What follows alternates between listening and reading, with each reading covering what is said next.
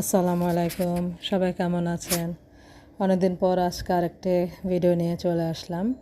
আমি ছোট ছোট করে এগুলো শর্টসে শেয়ার করি, কিন্তু ভাবলাম যে না, আজকে আপনাদের সাথে গল্প করতে করতেই আমি নাস্তার এই ভিডিওটা করে ফেলি।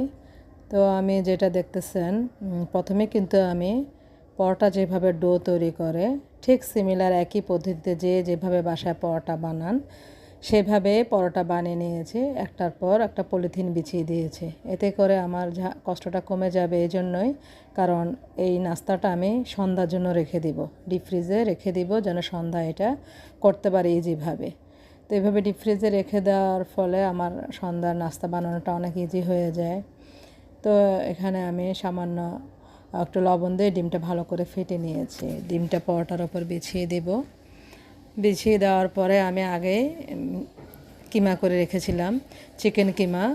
তো সেটা রেসিপিটা শেয়ার করি নাই এই জন্য, কারণ চিকেন কিমাটা যার যার পছন্দ অনুযায়ী করা যেতে পারে, তাই সেটা আর আমি শেয়ার করি নাই। আর এত দীর্ঘ ভিডিও এখন আসলে কেউ দেখতে চায় না, তাই আমিও আর সেই ভিডিওটা করিনি।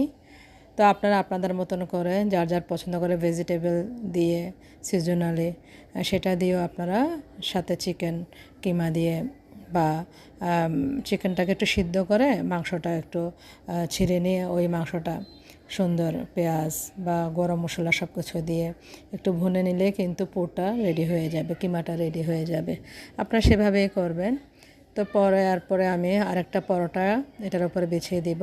তো এক্ষেত্রে কিন্তু আগুনটা একটু কম রাখতে হবে, এই জন্যই, কারণ বেশি তাপে রাখলে কী হবে, পুড়ে যাবে, কিন্তু জিনিসটা সুন্দর হবে না, ভাজাটা সুন্দর হবে না। আর যখন একটু নরম হয়ে আসবে তখন আপনি পুরো সাইড যখন একটু ড্যাব ড্যাব করে দিবেন, তাহলে কিন্তু এটা পরোটাটা আরেকটা পরোটার সাথে লেগে যাবে, এতে করে কিন্তু কিমাটা আর বের হয় না। তো এখন আমি যে সামান্য একটু তেল দিয়ে দিলাম, এটা আমি ডুবো তেলে ভাজবো না, একটু কম তেলেই ভাজবো। এতে করে কি হয়, খেতেও ভালো লাগে, আবার ক্রিস্পিটাও থাকে। আর তেলের পরিমাণটা আসলে কম খাওয়াটাই ভালো, হেলথের জন্যও ভালো, এটা যে কোনো তেলই হোক। তা আমি এভাবে একটু আগুনটা মিডিয়াম আঁচে রেখে ওলটপালট করে ভেজে নেব। এই তো আমার রেডি হয়ে গেল সন্ধ্যার নাস্তা। আসলে ছোটোবেলায় আমার মাকেও দেখতাম ঝাল পাকোড়া বানাই দিত, তারপরে আলুর চিপস বানাই দিত, সুজির পিঠা বানাই দিত। আসলে সন্ধ্যা হলে মানে মায়েরা রান্নাঘরে একটা কাজের ব্যস্ততা থাকেই। তা আমিও এর ব্যতিক্রম না, আমিও আমাদের বাচ্চার জন্য এই ধরনের চিন্তা থেকে কিছু না কিছু আসলে রেডি করে রাখতে হয়। তো সেই কাজটা আমি একটু দুপুরবেলা একটু এগিয়ে রাখি, যেন সন্ধ্যায় আমাকে আর ঝামেলা করতে না হয় এবং সময়টা যেন কম লাগে। আল্লাহ হাফেজ, সবাই ভালো থাকবেন।